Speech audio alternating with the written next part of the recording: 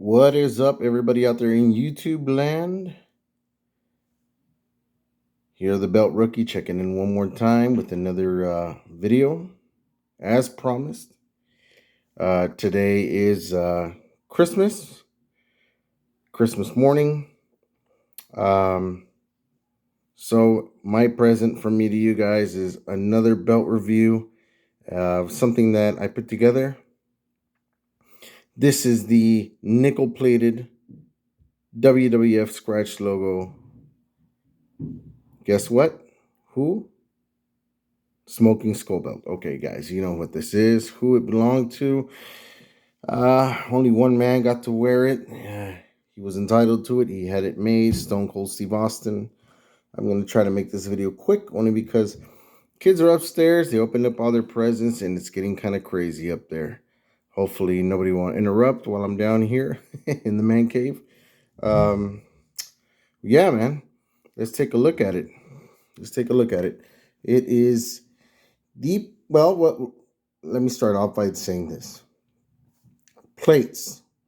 The plates were made by X-Man Belts. I gotta say, guys, the work is very nice. The etching is deep, very clear on all the details.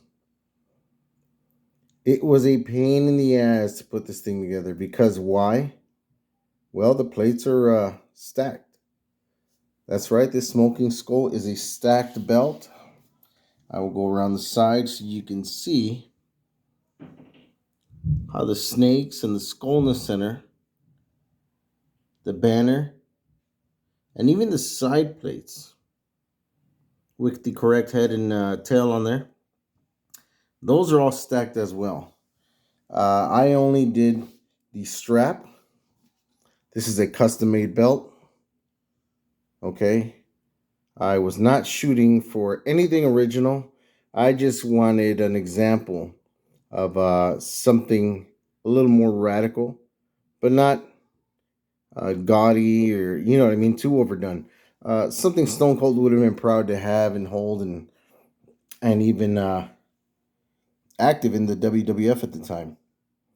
So here we go, guys. Let's give it a turn and see what I've done so far. So other than the plates, I did some tooling around the edges, and I'll show you all that when I lay it out flat for you guys. Let me see. I still did the snake back on it. Definitely, though, something custom here on the rear. I used skull-shaped snaps. If you've never seen that before, here they are. Okay. I put a belt tip on this because, it was just weird to see this belt without a belt tip, you know? I feel that almost every belt needs one, but this, sure enough, to me anyways, I felt like I needed it. Let's see how the snaps work, as they should. They all line up. They work very securely, very nice. No, I did not glue these snaps onto the base of another piece. They actually are machined and made this way, okay, guys? They're machined, and on the inside they are like regular snaps. They mount the way they're supposed to. Look at that snake skin. Scaly and everything, the way it should be. Of course, with a custom color, a little more of a toxic green that I wanted to go with. Nothing neon or crazy, just something, a little more toxic, venomish, poisonous, you know what I mean, type of feel. Let's open her up. Okay. So here it is, guys. My version of what the Smoking Skull Belt should look like.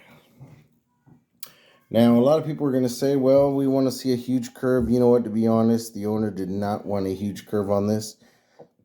It displays better this way when it's like this, instead of super arched like a taco. If that's your thing, go for it, man. X-Men belts can make your belt look like that. I actually had to message him twice about it, and I'll go a little more in depth about what happened there. between the making of this belt and my relationship with the guy, and fill you in on some things that happened. So anyways, here we are from left to right. We have the plates here stacked. The letters are stacked. Okay, guys. It has the correct snake head and tail end. Here, what does it say there, guys? And bulk. You didn't leave him out of the out of the design process here. J Moore. Okay. Like I said, stacked plates. I think you did a good job. The etching's good. Everything is visibly nice. We can see it. Same thing with the side plates here. Stacked also. Property plate right there. Logo plate, whichever one you're more comfortable with saying. This is the end of the belt here. Floppy? Yes, floppy but sturdy. Okay, very important for displaying a belt. Okay, you don't want it to be like jelly either. Now let's look at the tooling here. I have various different little skulls on there. I tooled in the barbed wire, which I felt should have been something that they did with the original, considering the person that was going to wear it. I did some tooling here between the plates, like if it was crushed glass. Of course, he's known with the glass breaking on his entrance and some of his stuff on his t-shirts also. We did that. Again, more of the barbed wire tooling on the edges. I did not burnish this belt only because the backing is not a leather, it's a vinyl, and you cannot burnish vinyl.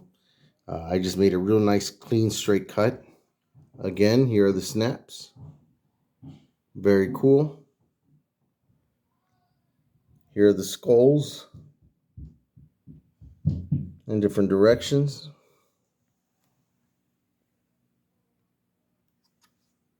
Okay, let's turn it around and see what the backing looks like. Very heavy. She is heavy, guys. Not heavy like extremely heavy, 15 pounds. I just mean compared to the regular version of this thing, because it has a belt tip. The belt tip is heavy. It's a two-piece. The snaps are a little heavier, so it does make this end feel heavier than normal since there's nothing on the actual belt or the reproduction belts or the other boots out there. We did go with the snake backing. The camera makes it look a little more of a teal color, but off camera it's more of a darker green, I guess. Not dark green, but a darker green than what this looks like here on camera. And this is a little vinyl. I made sure I picked out something that was a little different from the other ones. They're usually all really smooth. This one actually has scaling on it. So you can see the scales, just like a real snake. And there's different textures to all the scale. And there's not much to it. It's custom, it's different, it's not original, but it is a more of extreme look, paying homage to the original and to the one that Stone Cold really liked. He really liked the nickel version or chrome version that everybody says or talks about over time. It's really nickel plate. Turn it back around like this.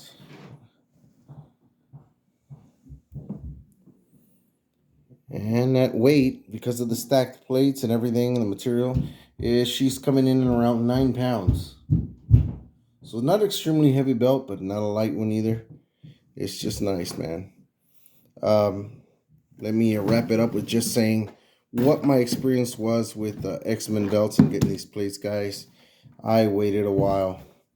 I don't like to be a liar to people. I don't like to be called a liar.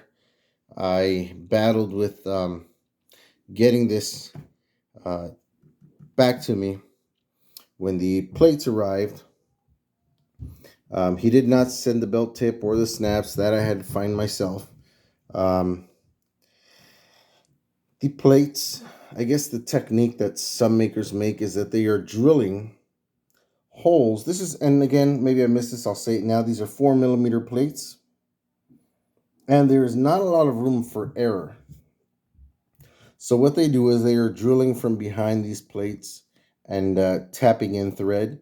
So you go to tighten the screws, and what happens on the borders, you will see indentations from the screw trying to penetrate the front of the plate. Had to send the plate back. I told them I could live with these side plates, not a problem. They were okay. I could work with those, but definitely the center plate had to go back. Had way too much of a curve. Um, Him and his team were really good about messaging with me, very communicative. They did not leave me just stranded anywhere. I sent it back. Um, I told them what the problems were. There was light that was visible around these areas from the back of the plate. I guess they drilled it all a little off, and you could see it from the back peeking. They sent me this plate. Everything was perfect on it. There was no issues. But it took me, if anything, another almost 2 months additional time to get this plate. So it's something to keep in mind with these guys or any other maker, especially if you're a guy that makes belts or straps like myself. You can't be lying to the customer. And if they say a week, you turn around and tell them a week. And then what happens if a week goes by and you don't get it? You're the liar, guys. You guys. So make sure you work with somebody, and hopefully this doesn't happen again. I got to say, the guys made up for it a lot in the way of, like I said, always stay in communication. He didn't back down off of the quality he spoke of. He made sure he made it for me, sent it out, kept his word with all that. So I'm still good with X-Men belts. Okay, guys. I definitely would order another piece from them. I don't have a problem with that. I usually order plates and make my own straps, so it's less of a wait for me. I get them a little sooner. Well, here it is, guys, in all its glory. I'll stand it up again. Let me see if I can do this one-handed. And look at that. Just look at the way it comes off of that light, man. All the detail there on the strap. It's just beautiful, man. Gorgeous. Gorgeous. One of a kind. See you on the next one, guys. Put your comments, some likes, and subscribe if you like, okay? See you on the next one.